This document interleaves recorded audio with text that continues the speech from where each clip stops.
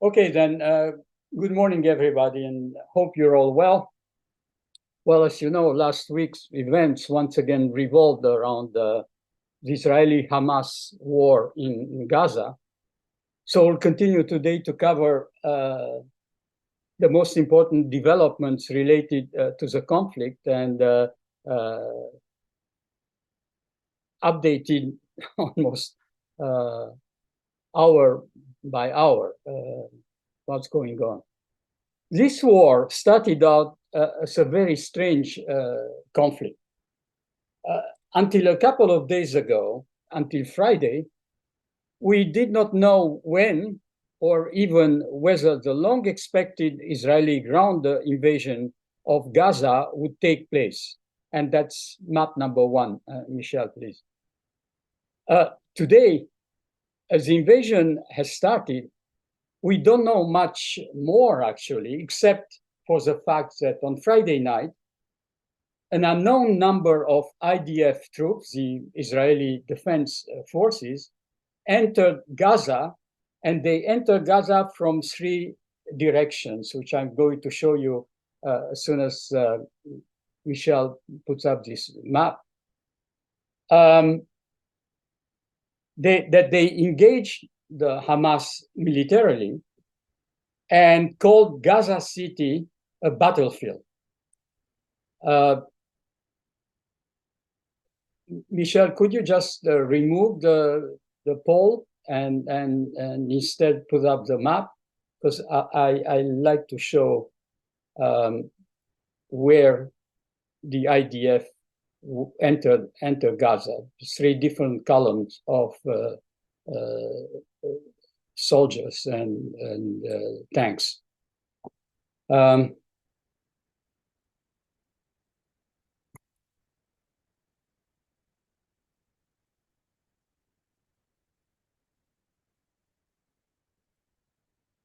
Okay.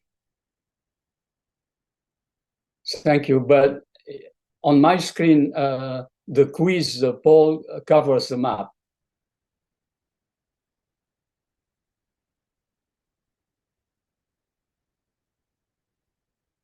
Okay, you can remove the poll from your computer. Now you have the Gaza map here. Now I don't have it anymore.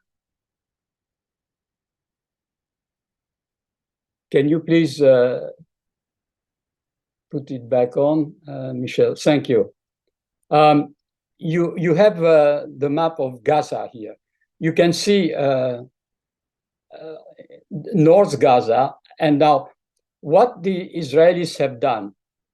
The northern Gaza are the one colored in sort of pink and yellow, and southern Gaza is in the rest of it in green, purple, and brown down south. Now, the Israelis entered northern Gaza through two columns. One around Bet Hanun here on my right, on the map, and one further up north in the area of El Batayani over here. The third column entered Gaza in the yellow colored part of the map around the village of Johor al-Dik. So the idea is to divide, so to speak, Gaza, northern Gaza, because as you remember, the Israelis had asked the residents of northern Gaza to move south, where the bombing has been less frequent and less violent. So for the time being anyway, there are no Israeli troops in that area, in the southern Gaza, closer to Egypt. Now, in the northern Gaza, what the Israelis are trying to do is to cut off the northern Gaza in three in three pieces, so to speak, so that to isolate northern Gaza from southern Gaza and to isolate Hamas's troops in each of these three parts of northern Gaza. That seems to be the idea for now. Now, today, as the invasion has started, again, we don't know much more, actually, except for the fact that, as I said, on Friday night, an unknown number of IDF troops entered Gaza from, as I said, from three different directions, engaged the Hamas militarily, and called Gaza City a battlefield, which means that it's off limits to everybody but combatants in that area. But we still had no idea whether this intrusion or invasion represented the start of a full-scale invasion, what Israel's defense minister called the next stage of fighting, or just a limited, gradual, and expanded military operation. Nor did we know what the scope of this operation was in the beginning. Just probing Hamas's defenses or methodically destroying its infrastructure. The only information gleaned from the defense minister was that the conflict would be long and conducted on Israel's terms, which is a hint that Israel will be conducting its military campaign as it deemed fit, without outside interference. But more on that a little later. 2 days later, meaning today, as it became increasingly clear that this is a hybrid operation, not a massive invasion, nor a localized raid either, I will not comment on what we do not know. The number of troops, the scope, we don't know exactly. Especially that all communications with Gaza, including internet services, are just being restored after a 48-hour blackout there. And the fact that no Western journalists are present in Gaza, and the few ones from the Arab networks, Arab media, have been unable to relay information to the outside world during this blackout. So let's see what we do know. First, the humanitarian situation in the enclave is dire. In addition to the rapidly increased number of civilian victims, Palestinian victims, often prevented by Hamas from leaving their homes or used as human shields, the humanitarian assistance provided by the international community is in short supply and slow to arrive, even though Israel has agreed since yesterday to let in more trucks of food, water, and medicine, and even fuel needed to run hospital generators, since Israel cut off electricity in Gaza after the October 7 events. But that fuel that Israel had not allowed to enter Gaza up to now, for fear that it can be diverted by Hamas for building rockets or providing oxygen and ventilation for its tunnels. As you know, the UN trucks enter southern Gaza through the Rafah checkpoint that you see here, down here in brown. You see Egypt in southern Gaza and the Rafah checkpoint. And all the humanitarian help sent by the United Nations goes through that checkpoint. The other checkpoint, which is on the border with Israel, which doesn't show here for, I don't know for what reason, up here north, is the Eretz checkpoint, border checkpoint, which is closed by the Israeli army, which has deployed its troops in the proximity. As a result, all of these shortages, because of all these shortages, UNRWA, which is the United Nations Agency for Palestinian Refugees, has significantly reduced its operations, and some of the hospitals in Gaza have stopped functioning altogether as they have exhausted their reserves of fuel.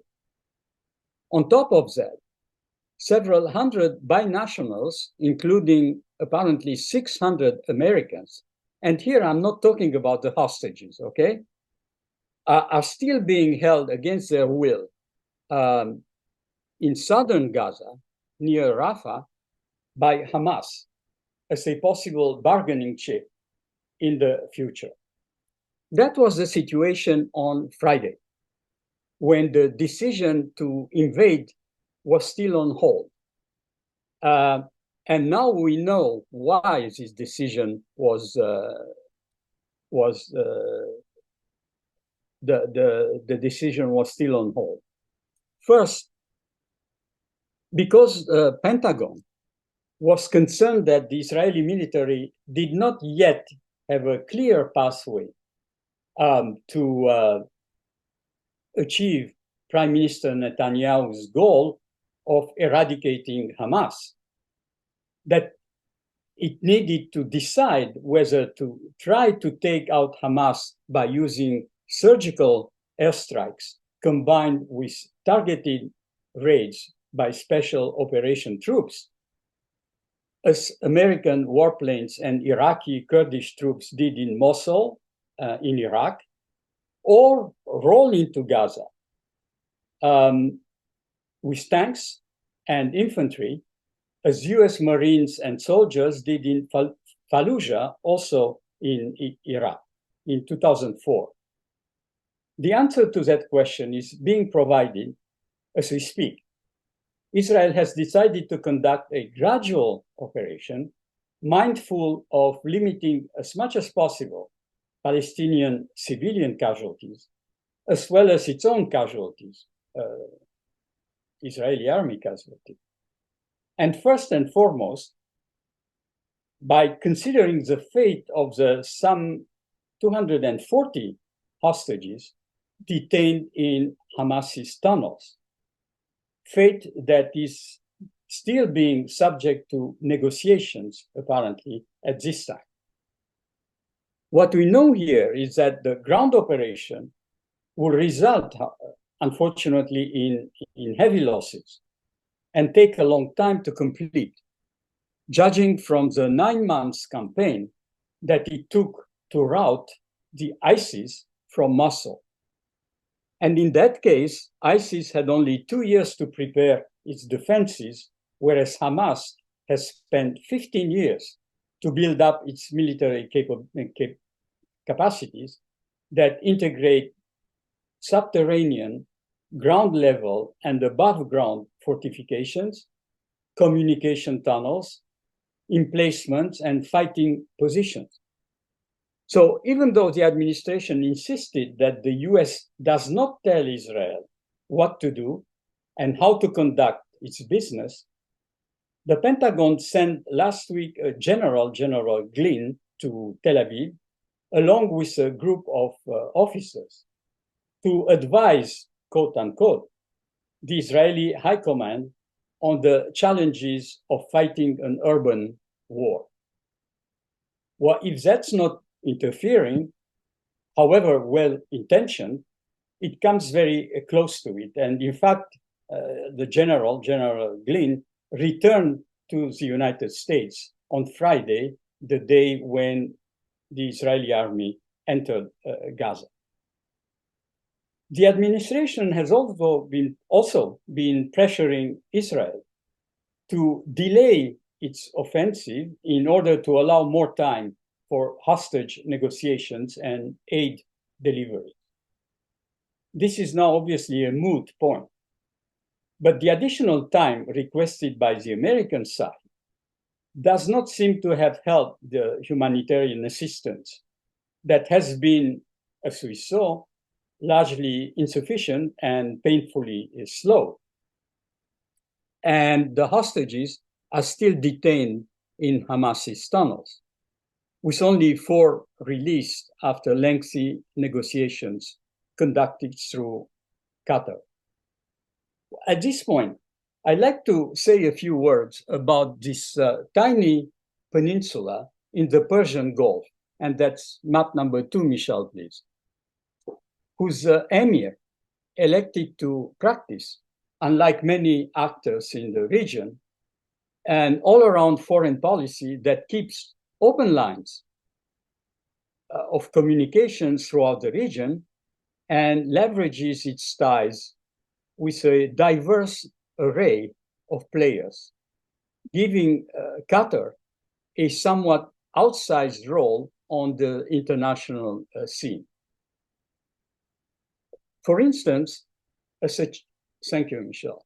You see Qatar here, surrounded by the United Arab Emirates, Bahrain is up here, Saudi Arabia, and further north are Kuwait. And Oman is further south. So this is Qatar here. And Iran is just on the other side of the Persian Gulf, facing Qatar.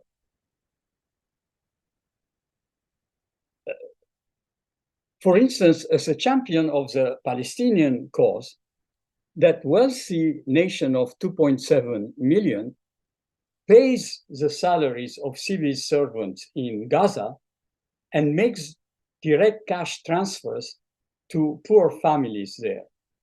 It also hosts Hamas's political leadership, including Ismail Haniyeh, who is the group's supreme leader. And Qatar's emir was the first head of state to visit Hamas-controlled Gaza. Now, on the other hand, as the world's biggest exporter of liquefied natural gas, Qatar shares the world's largest natural gas fields with Iran and has, as a result, a less hawkish approach, if you will, towards the Islamic Republic than the one pursued by the other Sunni neighbors, such as Saudi Arabia and the United Arab Emirates. At the same time, Qatar has maintained low-key ties to Israel when other Gulf nations were firmly opposed to any contact with the Jewish state, permitting Israel to open its first trade office in its soils, and first trade office in the Gulf area, in Qatar.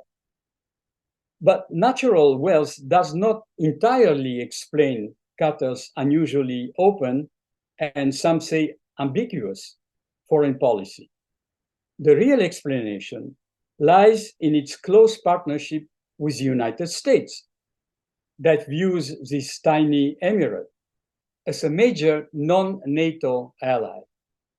Indeed, Qatar is home to the forward headquarters of the US Central Command, which is the largest US military installation in the Middle East, and played the role, it buys billions of dollars of US military equipment, and also played the role of facilitator, having hosted the US negotiation with the Taliban aimed at ending the conflict in Afghanistan during the Trump administration.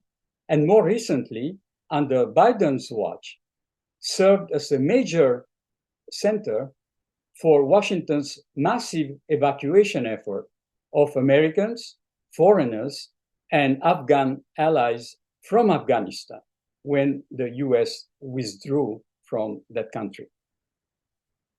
But Qatar's traditional mediator role is in jeopardy today.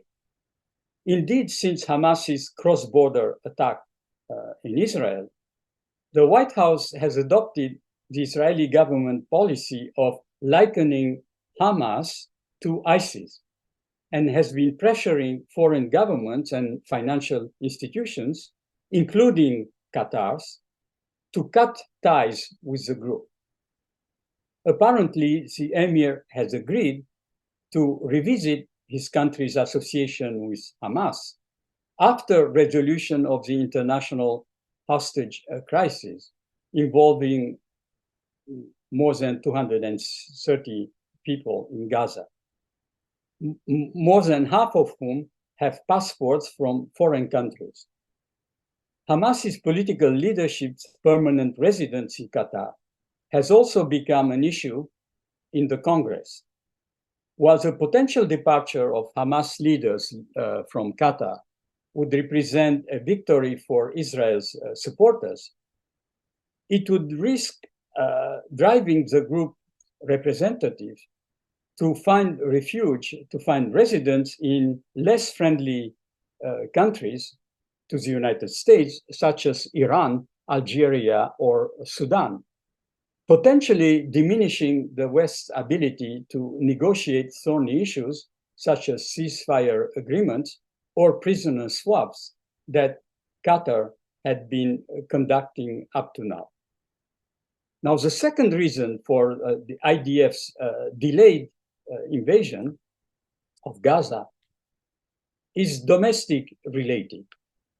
As you may remember, Netanyahu came into Gaza crisis at a low point in his career, fighting corruption charges in court as his far-right and religiously ultra-conservative government sought to curb the powers of the judiciary, sparking months of mass protests that we saw previously in a deeply divided country. And even though Netanyahu has brought political rivals into his government since Hamas's incursion into Israel in order to bolster political public confidence and formed a small war cabinet that includes more experienced and professional decision makers, there is still bad blood between its senior members. For instance, the current Israeli defense minister was fired by Netanyahu in March after he openly criticized the government's judicial overhaul plan, and then was reinstated weeks later under intense public pressure. Also, Benny Gantz, who's the leader of a centrist party and the former military chief of staff and minister of defense, who joined the war cabinet last week, has his own unhappy history with Netanyahu, who reneged on a power-sharing agreement with him in 2020 when they campaigned in the same coalition. Even today, those dissensions are still palpable and public. At a press conference on Saturday, Netanyahu denied having received information from the intelligence agencies warning against a possible Hamas attack on Israel. Almost immediately after, Gantz and the main opposition party leader, Yair Lapid, contradicted Netanyahu's version, forcing the prime minister to publicly admit the next day that he was wrong. There is also the growing pressure of large segments of the Israeli population that has pushed Netanyahu for extra time to negotiate the release of the hostages. That said, the lengthy waiting period carried serious risks as well. As the day passed, Israel encountered an erosion of international support for its actions. As the Palestinian death toll rose and the humanitarian crisis grew worse in the besieged enclave. Already, a Russian-backed resolution calling for an immediate ceasefire in Gaza had to be vetoed by the United States in the UN Security Council last week, so that it would not be adopted.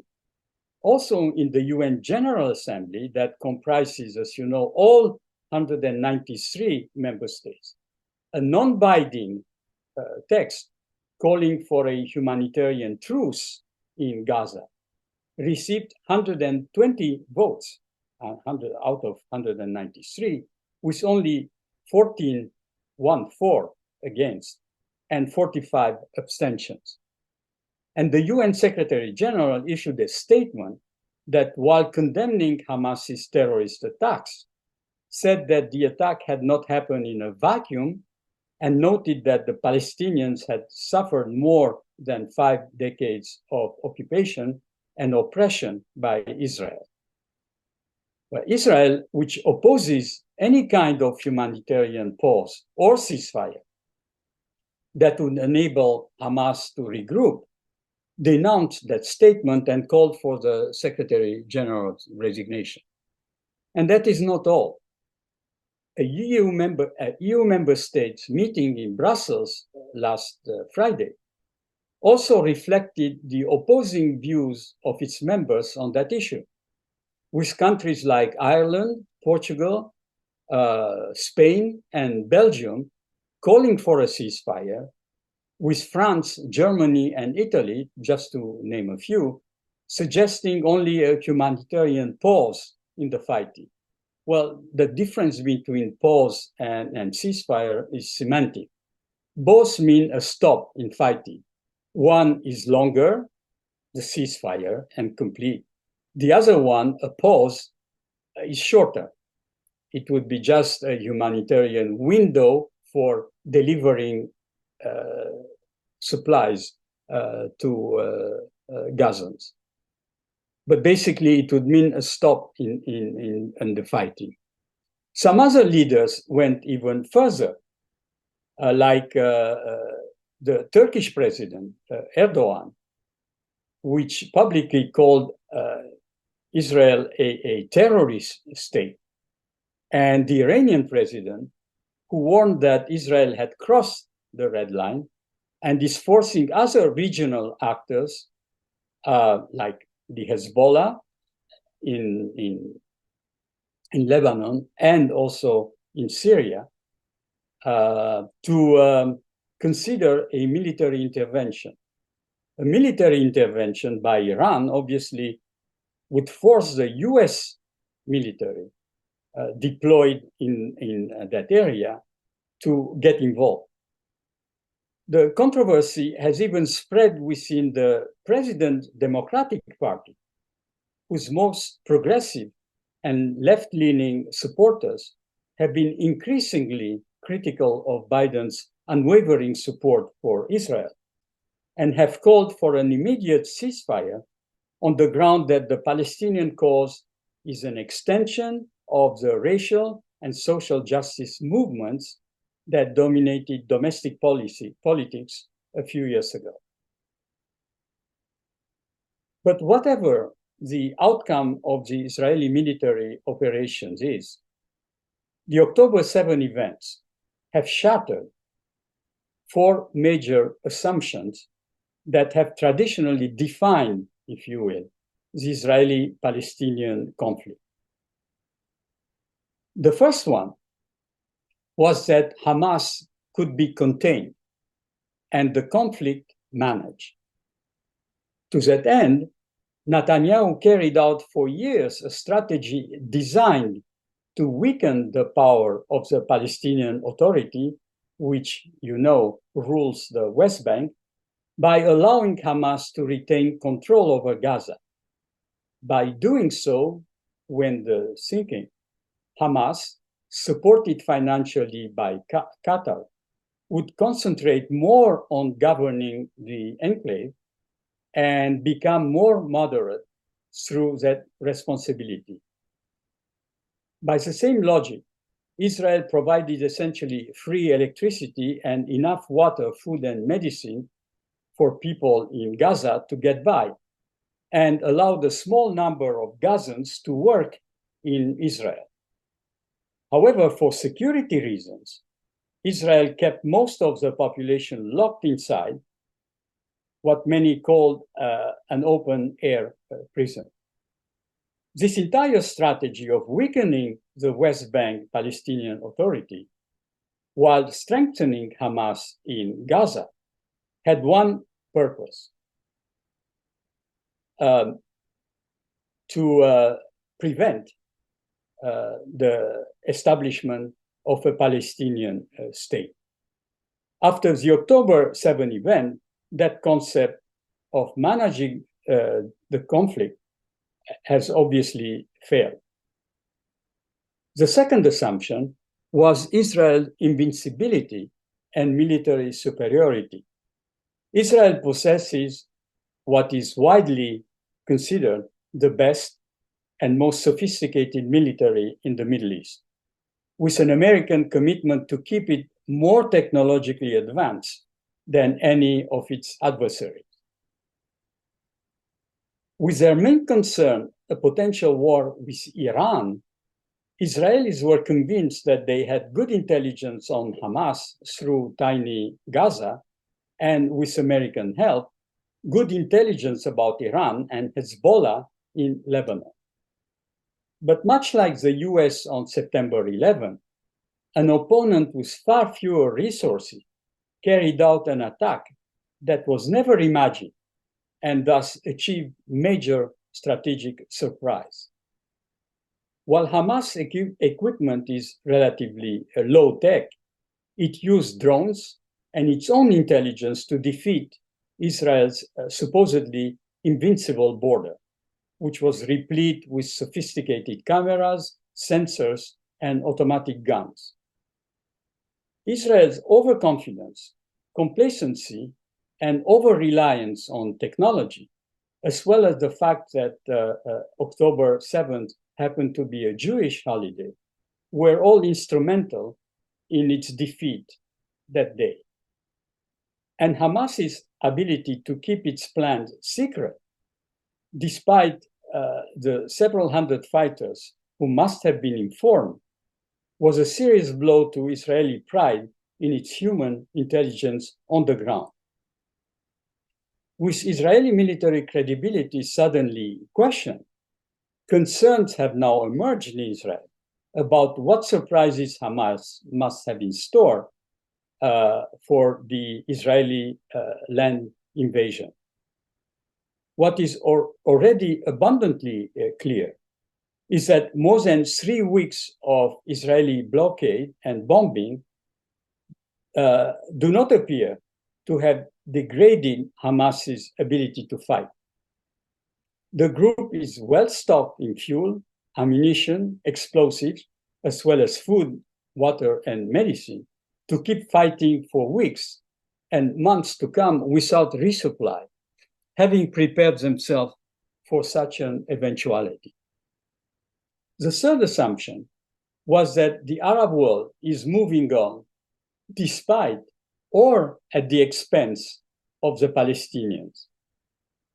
Netanyahu has won praise for his outreach to the Sunni Arab world that shares Israel's deep concern about Iran, its nuclear program, its sponsorship of terrorist groups, and its ambitions to be a hegemon in the region. With the support of and mediation of the US, Netanyahu signed in 2020, as you know, the Abraham Accords that normalized relations with Bahrain, that also you see here on the map, and the United Arab Emirates further down south, soon followed by Morocco and Sudan. Even more ambitiously, Israel and the United States have been negotiating with Saudi Arabia, the key Arab nation, for normalization with Israel in return for a mutual defense treaty with Washington and some assistance on civilian nuclear technology. But what the Palestinians would get in return has never been clear, or maybe not even discussed. There was an assumption in Israel that these Arab states now recognize the country as a full-fledged state in the region and the source of business, technology, and trade, and that they no longer regarded the plight of the Palestinian as a major obstacle. Recently, the Saudi Crown Prince, Mohammed bin Salman, confirmed that assumption in a way by saying in an interview that, and I quote, every day was closer to a normalization with a Jewish state. Well, obviously, this is off the table now. With Iran now claiming that with its regional proxies, it forms an, if you will, an axis of resistance that is a real champion of the Palestinians. The US-Saudi talks have been suspended, and Saudi Arabia is again warning against Israel's actions as a mean to assuage the Arab popular reaction that triggered the kind of huge pro-Palestinian demonstrations not seen for a decade, and that the Sunni rulers cannot ignore, obviously. Hamas wanted to force the Palestinian question back on the table, and it has succeeded beyond expectations. Finally, the assumption number 4 was that America can ignore the Middle East. For many years now, since 2014 to be precise, successive administrations have given lip service to their commitment to a two-state solution and the condemnation of Israeli settlement growth in the occupied West Bank. The mediation of the US the mediation of the Abraham Accord under President Trump's watch comforted the US in the idea that the Palestinian issue became a side issue. Far more important for Washington have become China and the Indo-Pacific region. And for 2 years now, Russia's invasion of Ukraine and the need to marshal NATO against Moscow. By making his recent trip to Israel to express his strong support for the Jewish state, and by siding with the Arab states threatened by Iran and its subsidiaries, the US is once again assuming its role of a leading world power, of the leading world power, for better or for worse. For better, if it can contribute to the dismantling of Hamas, after that of ISIS, and once again being looked upon as the only power capable of providing a new paradigm for peace. And for worse, if in the process it gets bogged down in yet another regional conflict with unforeseen consequences. But whatever the case may be, Washington's efforts to disengage from the Middle East quagmire took a hit on October 7, and the US finds itself very much back in the Middle East for the long haul. I'm almost done, but I'd like to add a few words about Ukraine, which has been completely ignored, actually, since October 7th. Over the weekend, there was a third round of the so-called peace conference that took place in Malta Saturday and Sunday. That peace conference obviously could not come at the worst moment, since nobody paid attention to it. This was a third conference after the one held in Copenhagen, Denmark, and Jeddah, Saudi Arabia. Close to 17 states, including Turkey, Brazil, and India, attended, but also Ukraine supporters such as US, the EU, and the UK. But the only absent there, and the main absent there, was Russia. The participants, some in person, some by video conference, were invited to discuss Ukraine's so-called 10-point peace plan that calls for the total withdrawal of Russian troops from Ukraine, including Crimea, plan that Moscow had already rejected. The idea is not so much to get countries which had been neutral up to now to take Ukraine's side, but at least at minima, not to take Russia's side. To what extent this conference was a success, I don't know, but there was no final communique. And again, this conference, its schedule could not have come at the worst time, since it took place exactly at the time when the Israeli troops entered Gaza. So nobody paid much attention to it, but I just wanted to bring it up to your attention. Okay, now I open the floor to your comments, questions, whatever you have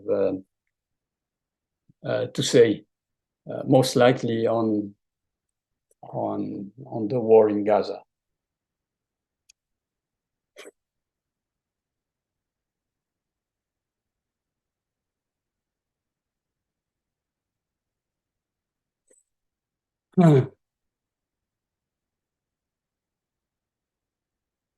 Could you remove the map, please, Michelle? I think nobody has anything to say because we're all flabbergasted with what's going on.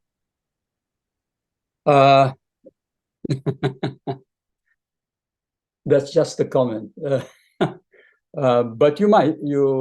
I get that, but you might still have, especially if you're flabbergasted by what's going on there, you might have some questions or need clarification, or as much clarification as I can give you right now. Let me see on the chat. I have a number of questions. Okay. See, they do not refer to the war. They refer mostly to the hybrid, or what type of class we should have in the future. Okay. Pierre, I came a little bit late, so I don't know if you covered this, and I don't know if there really is an answer, because it's more about military strategy. But is there any way that Netanyahu vows to destroy Hamas? Is that realistically even possible? To that, I can only say it has not, let's say, it has not been tried up to now, okay? This is the first time when Israel, that considers Hamas's intrusion into Israel and the tragic events of October 7, has decided that this became an existentialist issue for the Jewish state, number one, and that if ever there was going to be some kind of peace under some kind of shape or form, it could not be achieved as long as Hamas is still around.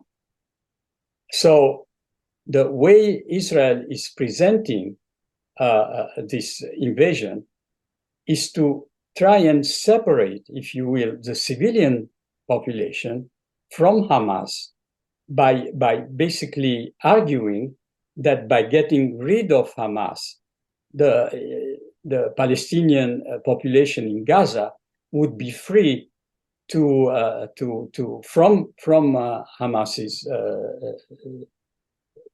influence and might find or might want to have some kind of peaceful coexistence with Israel. Now, physically, it might be possible to eliminate Hamas's infrastructure and send them back 20 or 30 years. Now, in spirit, some people, obviously, in the Palestinian territory, and that's very difficult to gauge, since there have been no polls conducted in Gaza, so nobody knows exactly how the civilian population feels about Hamas.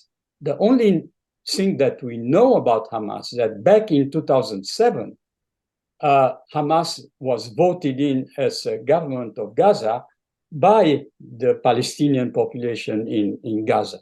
So at that time, 2007, but we're talking of 16 years ago, Hamas had a majority of sympathizers and supporters in Gaza. Is that still true today, after so much destruction and so much suffering on the civilian population brought upon by Hamas, or it only all these strikes over the years by the Israelis on Gaza have, on the contrary,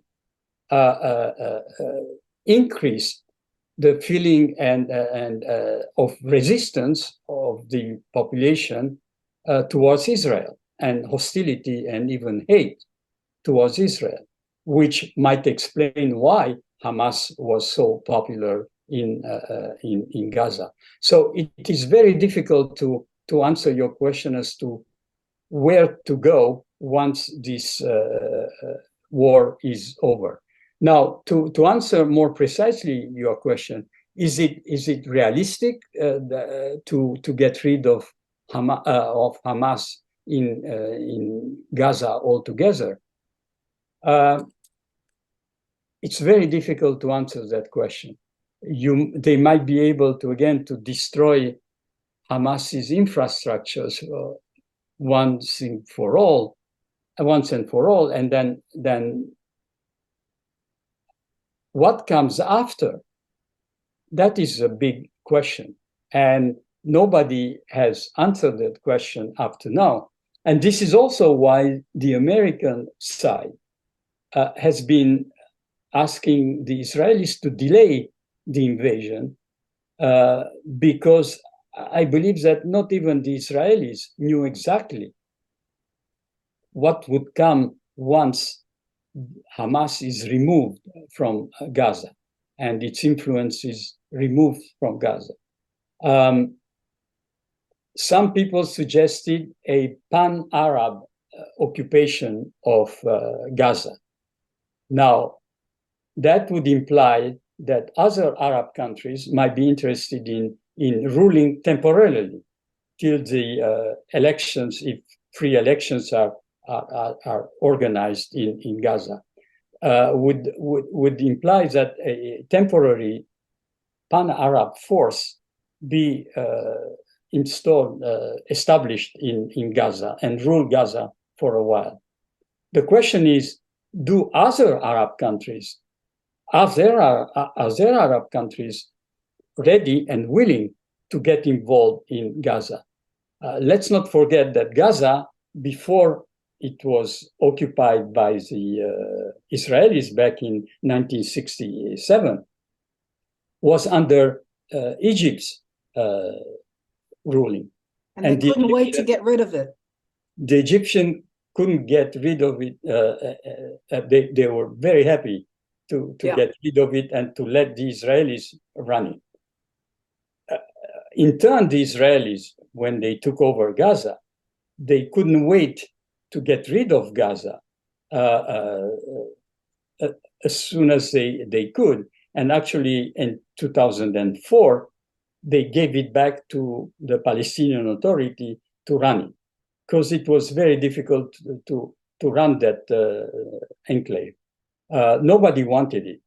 So the question today, are the Arab countries, the Sunni countries in the Gulf countries in the region, particularly Qatar, which has been helping Hamas for such a long time, is it ready, Qatar, to switch from helping Hamas run Gaza to helping directly the Palestinian population?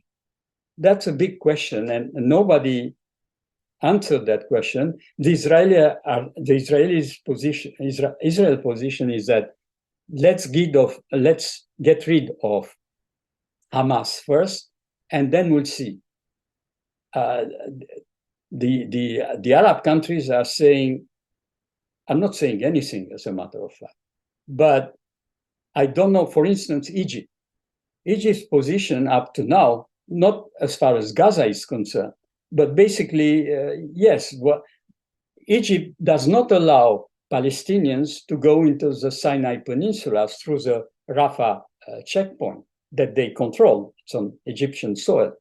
They do not let the Gazans from southern Gaza get into Egypt because they are afraid that if they come into Egypt, into Sinai, they might stay there and they won't go back to Gaza, despite Israeli promises that once they clean Gaza of the Hamas presence, the Palestinians will be let in northern Gaza again. However, northern Gaza is almost a parking lot nowadays. A lot of buildings have been destroyed. So even if the Palestinian population is led back into northern Gaza, what then? I mean, there is no housing. Every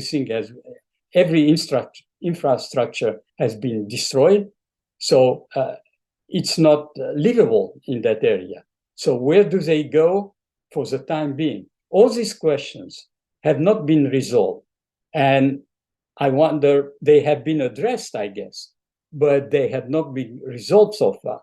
For the time being, the Israelis are saying we are concentrating on the military operation, and our main two concerns are, one, get rid of Hamas. Number two, get the hostages back.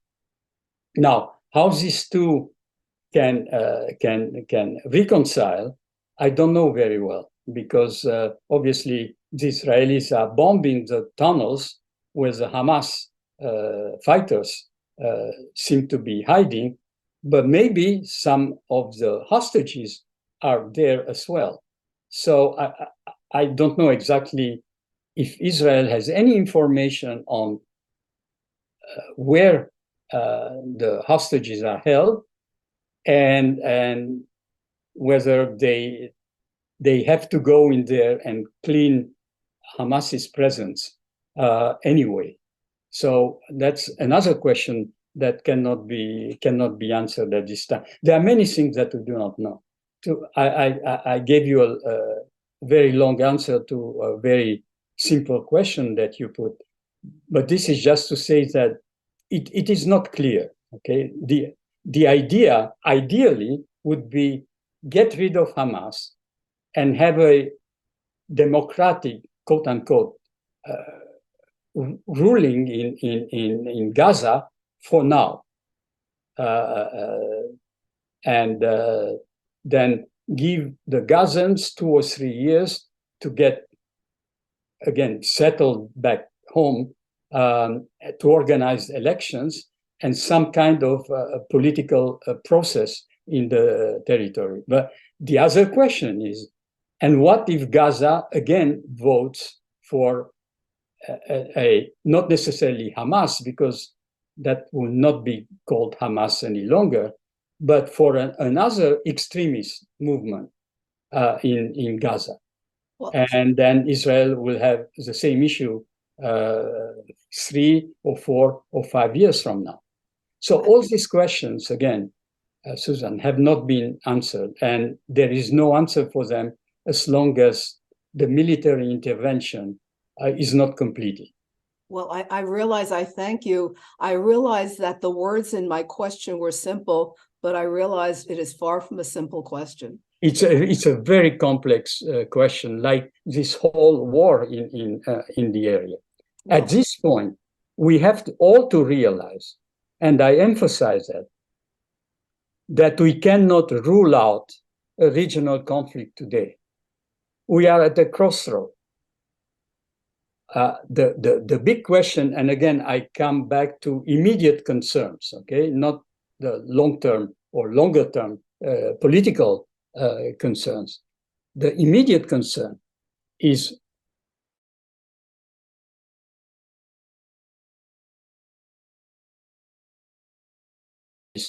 are concerned. Will Iran consider the eradication of Hamas in Gaza? By the way, which is not only a political investment for Iran, but also a huge financial investment that would be lost. I mean, Iran put in a lot of money in Gaza, billions and billions of dollars. And to see it disappear today would be a huge setback for Iran's influence, political, but also financial loss in the region. So it all depends on how the Ayatollahs in Islamic Republic will respond. Will they consider that it is not worth it to get involved in that war because that might penalize them, and that the US will also get involved, not only by striking the Hezbollah in Lebanon, but also striking Iran itself. So it all remains to be seen what the leadership in Iran, how they see the situation. Some of them, some hardliners might consider that this is a good time to just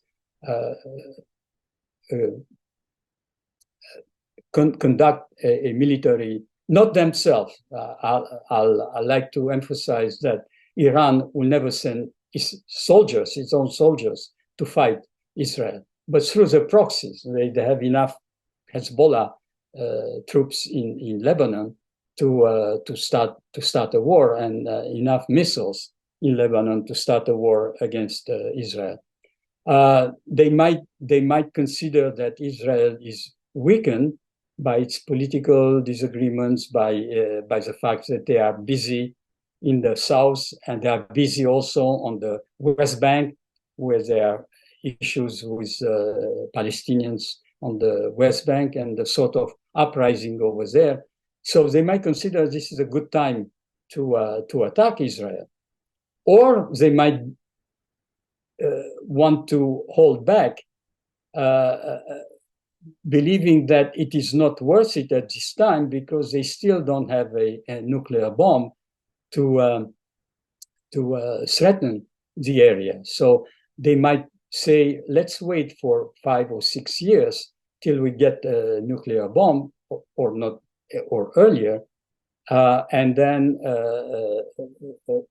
we'll think about it again. So that's very difficult to tell.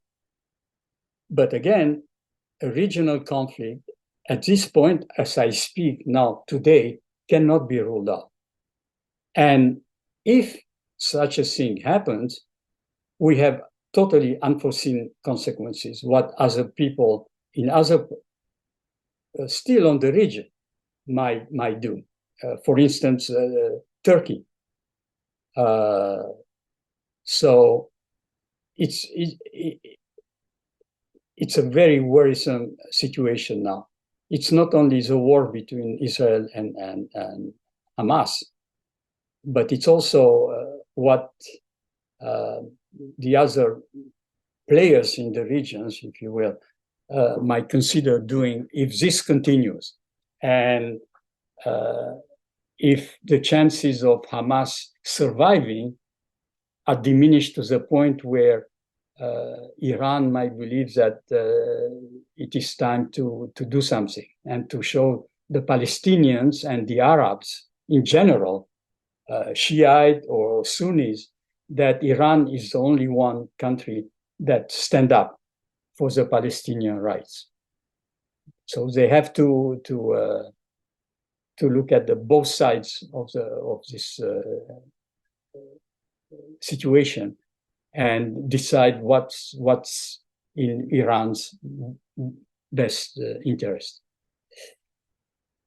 All right, so now I think I'm getting a few questions on the chat from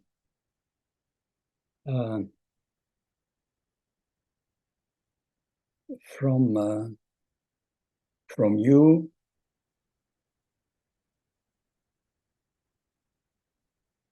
Don, do you think that recent and ongoing protests will color the U.S. position in Israel, on Israel?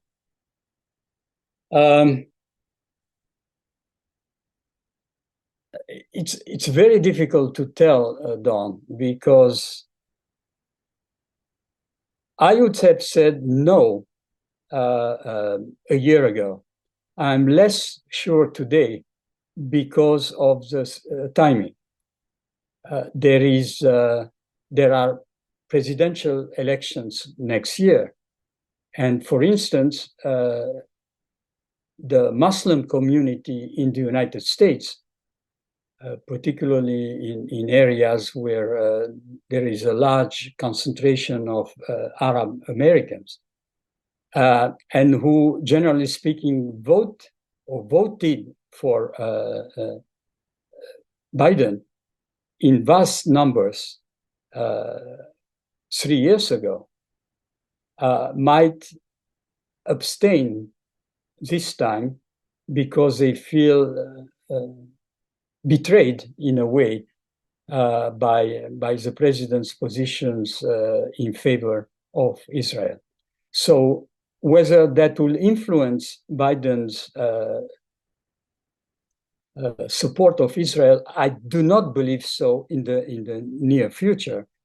However, his frequent calls nowadays, since he came back from Israel, for a truce, humanitarian truce, are getting more and more vocal, and because he has to take into account that Michigan or other states with large communities of Arab Americans might remember that come November next year and abstain or stay home. They won't vote for a Republican candidate, obviously, because the Republicans are all out in favor of Israel. But they might not vote for Biden again and the Democratic Party. So it might influence to some extent what the United States is doing. However, once again, if the Hezbollah gets involved, all bets are off. And then the United States will get involved militarily, whether the Arab American community in the United States is in favor or against. So that also remains to be seen. Lawrence, what role does the United Emirates take in this conflict? They signed the Abraham Accord and is striving to be the Middle East major financial center. Indeed, so does Saudi Arabia. Well, they're in a very difficult position, as I said in my presentation. Obviously, they're trying to stay as much as possible out of this conflict because there is no much love lost for the Hamas in the Gulf countries, because they consider Hamas as a terrorist organization that might turn on themselves, I mean, on their governments eventually. So they are behind closed doors. They are not unhappy to see Hamas diminished or eradicated. However,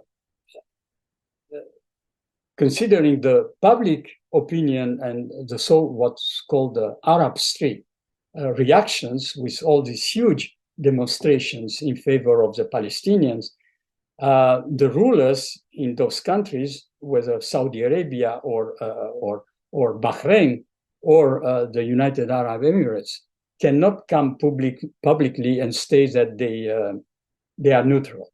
They have to put out communiques and statements to the effect that what Israel is doing is unacceptable, and they should stop the fighting, and they should help the Palestinian civilians in the territory. So they are in a difficult position, but also I guess that behind closed doors, they've been in touch with the Israeli leadership by telling them that, listen, all these statements that we put out are for our own public opinion, and this will not affect our relations. As a matter of fact, neither Bahrain nor the United Arab Emirates have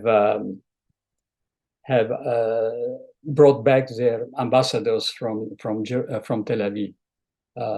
So it shows that they keep a very low profile for the time being, but that basically once the war is over, it will go back to business as usual. Doris, what's Hamas's influence and presence in the West Bank? Well,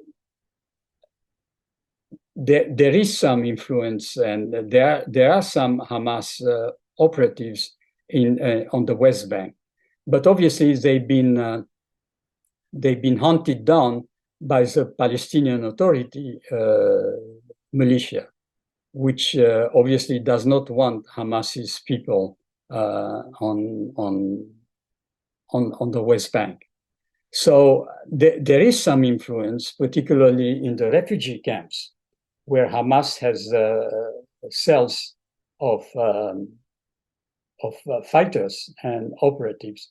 But obviously, since they do not rule the West Bank, the West Bank, as you know, is ruled both by the Palestinian authorities and by the Israeli army, particularly in the area where you have all these Jewish settlements. They have a more difficult time, the Hamas, to infiltrate, and than in Gaza, where they rule the enclave. There is some influence because the Palestinian Authority is despised by the population for being corrupt and for not having come up with anything tangible for the population there, for having recognized Israel, because the Palestinian Authority, unlike Hamas, recognizes the right of Israel to have a country within its borders. But that regime is considered to be corrupt and inefficient. So I guess that, again, I cannot answer your question 100% because there haven't been any polling conducted on the West Bank either. There haven't been any elections conducted in Gaza and the West Bank since the Palestinian Authority and Hamas have split over Gaza. So it's very difficult to know what the population really, because after all, it's up to them to determine the kind of government they will want eventually. It's very difficult to know how they feel and what they think when there haven't been any democratic institution there, or any elections or referendums conducted in the territory for 16 years. So that also, it's a very difficult question to answer, except for the fact that indeed Hamas is less influence on the West Bank than in Gaza.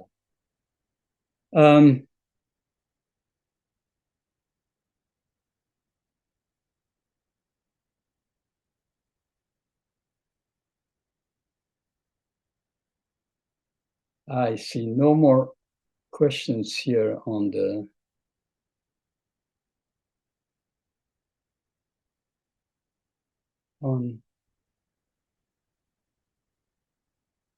chat. So you have to ask me in person if you have anything else to discuss.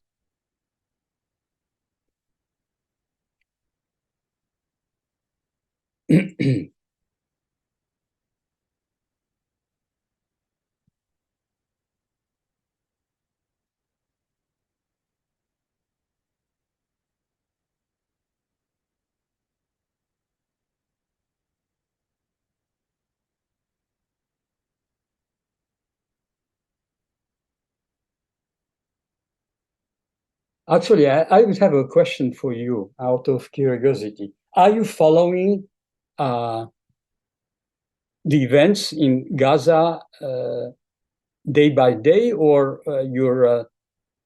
it's too depressing to know really what's going on there? I'd be interested to know.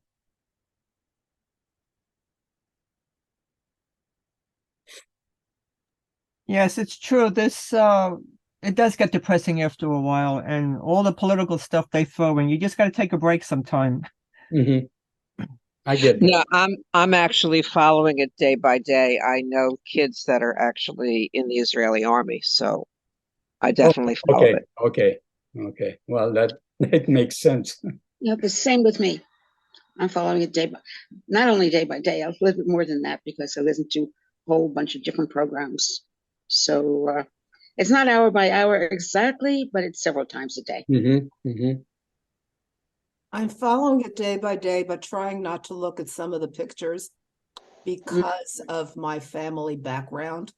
And quite frankly, what's happening, I'm just glad my parents are not alive because they were Holocaust survivors. So for me, seeing what's happening here in this country, as well as what's happening both in Gaza and in Israel, is reminds me of things that I never thought would really happen. Agreed. Well, you might, if you follow the events day by day, you must have seen what happened in Dagestan yesterday, which yes, I did see that. Okay, which I never believed that I could see anything like that in my lifetime. For the people who do not know, Dagestan is a sort of autonomous republic next to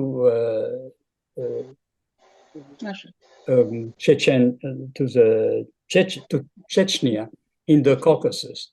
And yesterday, there was a plane coming from Tel Aviv and going to Moscow, but for some reason stopping in Dagestan, probably to fuel up. I don't know exactly why, but they stopped over in Dagestan. Chechnya, as Dagestan, as you might know, are in majority, have a majority of Muslim population. And about 100 people, when it was announced that a flight from Tel Aviv just landed at the airport in the capital of Dagestan, called I forget the name. Anyway, 100 of people gathered, and they tried to storm the plane and get the Israeli nationals out of the plane to lynch them. There is no other word for that. Finally, the plane took off and left for Moscow. but to show you in what kind of, that was a pogrom. There is no other word to qualify it. And I never believed that would ever happen. Just to try and get out the Israeli passengers, and basically, yeah, leave them. So this is happening in 2023 in a supposedly civilized country. Not to mention all these huge demonstrations in Western Europe, pro-Palestinian, during which the slogans you get here were absolutely, absolutely horrific. Pierre, I can share a story with you of something that happened in Montclair a few weeks ago. It was Saturday, I think it was 2 Saturdays ago, and it was in that square near Fullerton. And on one side where the bank is, there were these pro-Israelis or pro-Israel group, and they had pictures on the bank wall. And across was a group of high school or middle school students from somewhere in Maplewood. It was Maplewood South Orange private school, and they were talking about from river to sea, or whatever the slogan is, and free Palestine. And I actually asked one of them, I was reluctant to say anything, where is Palestine? Is Palestine in Asia? Do you know where Palestine is? And she looked at me without an answer. Well, that is even scarier, I'll tell you what, because it shows ignorance, obviously, but it also shows that these kids, which have no idea of the conflict, the origins of the conflict, and how we got there, absolutely no idea. They must hear some of this stuff at home. There is no other way. They don't hear it in school. They don't hear it they hear it at home. And then they talk to each other, and obviously they go on social media, and it is spread over, since youth are using social media nowadays. And it gets to the point where you hear in Europe also, you hear slogans like Israel terrorist, Israel is a terrorist state, that Macron is complicit, and you can even hear once in a while a death to the Jews, which goes well beyond supporting the Palestinian cause, obviously. So this is the type of environment that we have today in 2023 in Europe. In France, and I'm taking the countries that I know better than the others in Western Europe, it is not a coincidence that this increased anti-Semitism came as the number of immigrants from North Africa arrived in France. There are 6 million of them nowadays, which is roughly 9%, 8 to 9% of the French population. And the majority, or maybe I shouldn't say the majority, a number of whom, because a number of people from North Africa live in very good intelligence with their Jewish neighbors. But a number of militants, pro-Palestinian militants, have, if you will, likened the Israeli actions in Gaza to what the Nazis did to the Jews during the Second World War, without any context, without any attempt to try and analyze it a little more in depth. So this is where we stand today, and to the point where even it's not only the Arab governments that I mentioned to you, which are in a very difficult situation, but even the Western European countries with large Arab communities find themselves in a very difficult position because they are trying to avoid the import of the Palestinian Israeli issue on their own soil, which they failed to do. And nowadays, you see what is happening. You have this huge demonstration and violent demonstrations against not only in favor of the Palestinians, that it's a noble cause, if you will, in favor of Palestinians, but against the Jews, which is not exactly the same thing. Just a second. So this is where we stand today. I don't know if a week from now we'll have, I'm not saying better news, but as this week unfolds, we'll see how this military operation in Gaza unfolds also, because on that depends, as I said to you, what the Hezbollah and the Iranians might decide to do. So this is we are, in a way, we are at a crossroads. So we'll see. Maybe we'll have a clear, when all this smoke clears, so to speak, we'll have a clear picture by next Monday where this is going. Pierre, may I go back to something? I'm sorry, the doorbell rang when I wanted to say something before. Yeah, by all means. Yeah, unfortunately, in modern European history, the anti-Semitism, forget old history, but starting from 1875, let's say, in France, Berlin, in Paris, Berlin, and Vienna, when Eastern European Jews came for the universities and stayed, they were not very popular, they were not wanted, and there were anti-Semitic attacks upon them then. During World War II, it happened everywhere, but some French people did turn in Jews to the Nazis.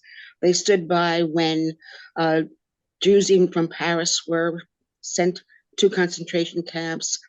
So there's been anti-Semitism in France. There is an absolutely, there is an anti-Semitism tradition. Yes. Yes, there is that's what I'm talking about. Yes. Mostly it was from the right, you know, the new development, if you will, is that now the anti-Semitism comes from the left, not from the right any longer. Indeed, there are some people on the right who follow this tradition of anti-Semitism. You're absolutely right.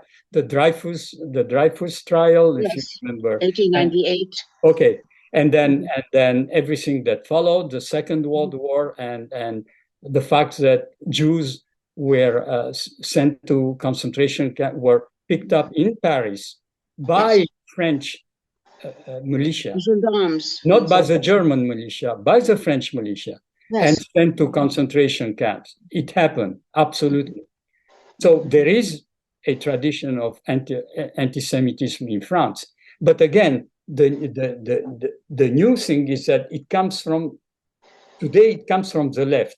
And why? Because, as I said earlier, the left considers Israel as a Zionist entity that is exploiting and the Palestinians, the Palestinian population that surrounds them. This is how it was born. And that, in fact, Israel, when you go even further, for them, Israel is an alien entity in there, which was artificially created by Western powers, particularly by the UK, and then recognized at the United Nations by the US also, and France. It's an alien entity because, again, the Europeans felt guilty about what happened during the Second World War, and they had not done anything. They haven't lifted a finger, knowing perfectly well what's happening to the Jews in those countries. So the Zionist movement for them is a colonialist, if you will. It's a colonialist movement that helped create the state of Israel, which in itself is a colonial state because it's exploiting the Palestinians who have right to that land. Okay, that's how the left and the extreme left sees Israel today. So if you have this position on Israel, it is no wonder that they all today in favor of the Palestinians. And now even the line, the dividing line between Israelis and Jews has been blurred. So today, it's not, you understand, it's not only Israel and the Israelis who are guilty. It's the Jews who are supporting Israel. Jews all over the place. In Dagestan, in France, in wherever there are Jews, they, if you will, in part, they are guilty for what is happening to the Palestinians in Israel. I mean, I've always been one that looks at two sides, and frankly, I cringe when I see the photographs of the buildings that have been destroyed, thinking, where are people going to go back to? There's nothing to go back to. But on the other hand, I'm looking at as Dresden. We thought that maybe Dresden didn't have to be destroyed, but they did bomb Dresden. Did we cry for the people in Dresden? We didn't cry for the people that were the offenders and the Nazi supporters that suffered, and everybody suffers during war. It's not just the people who are. Absolutely. But so, the thing is, again, Israel is in a very difficult position. On the one hand, they want to eradicate Hamas. On the other hand, Hamas are using the civilian population as human shields. So, for instance, apparently, again, I don't know for sure, but from all the sources that I'm getting, the high command of the Hamas is under the largest hospital in Gaza, which has not only people who are sick or injured, but also who found refuge in that hospital. And apparently there are 30,000 people on the premises. Among them, I'm sure there are many Hamas operatives who do not let the people move as the Israelis have asked them to. Now, when you know that the high command of the Hamas is underneath in those tunnels, and they have to be destroyed, those tunnels, if they want to get rid of the Hamas. And above ground, you have a hospital with people who are sick, who are injured, and with civilians who have no other place to go because their buildings have been destroyed. And you're Israel. What do you do? What do you do? You can always advise the Israelis army. They are trying as much as possible. But obviously, like you said, the war is a war, and there are civilian casualties on both. War is awful. People die. Soldiers. This is why we try to avoid war. Yes, but that's easy. When you had 1,500 people on your side butchered, because there is no other word, or what happened on October 7th, what do? You just let it go and say, well, it happened because we have enemies next door, and they are barbarians. What do? You can't. Hit back. You have to react. You have to hit back, and you have to take them out. But in order to take them out, there are consequences. Yes. So they've been trying, and that's why also this invasion was delayed for a number of days.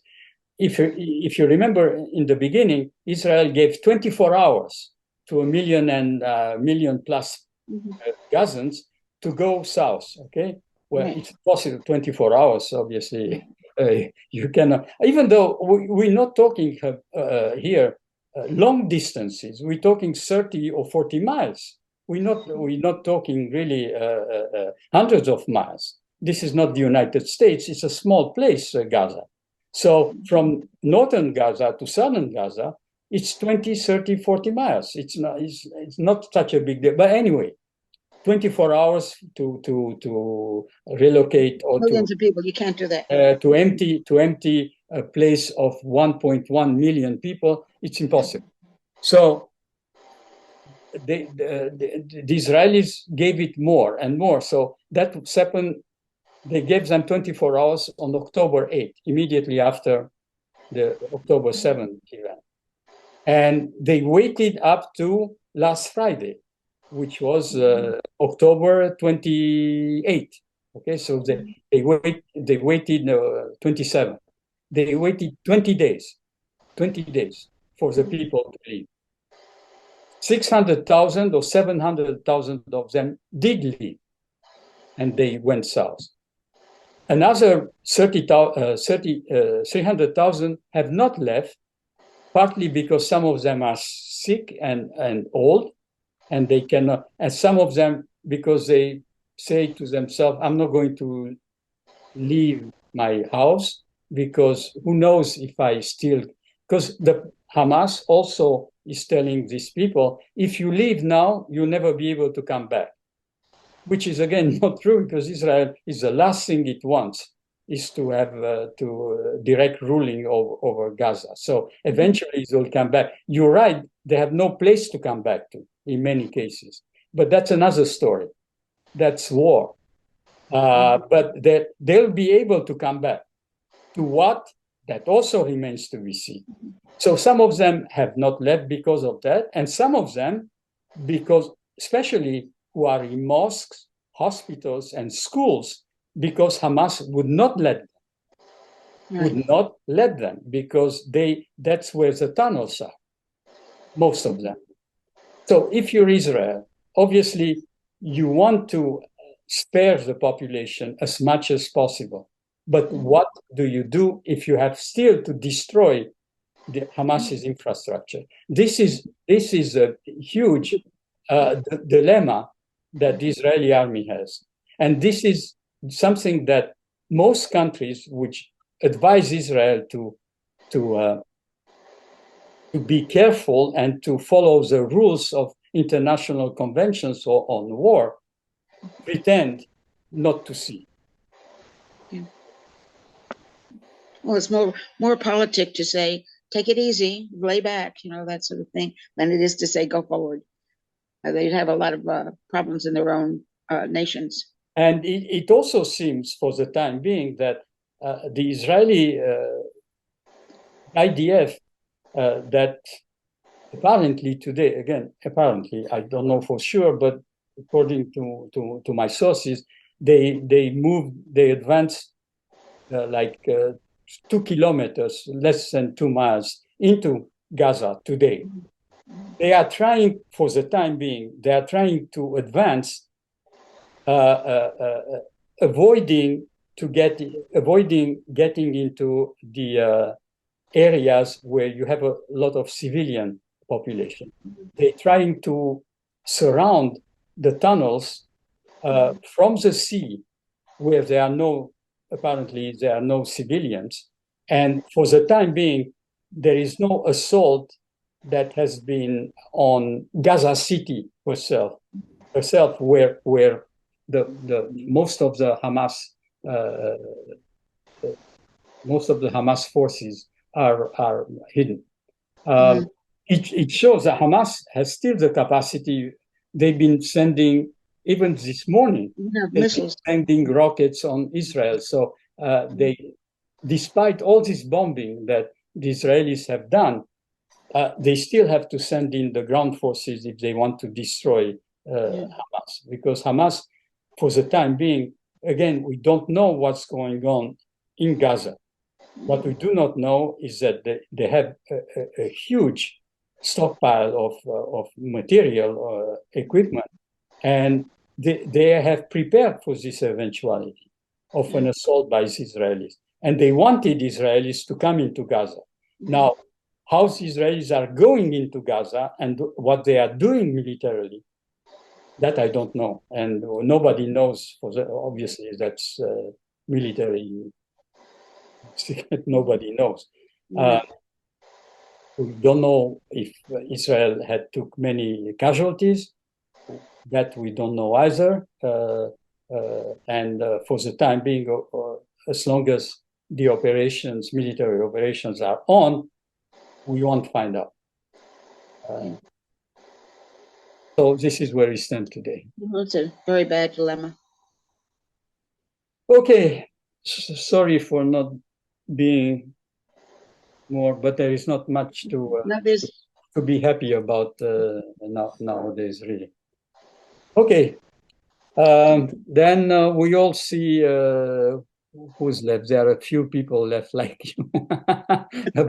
about 20 of you are still around. When I thank them for being around, and again, don't shoot the piano player. He's doing his best. Don't shoot the messenger. The messenger, just he's doing his best, but. No, we appreciate your analysis. It's very But important. I'm trying to give you as much information as I can gather myself, and it's also very difficult to follow a logical course of the events, because again it changes almost from hour to hour. So it's I try to add everything that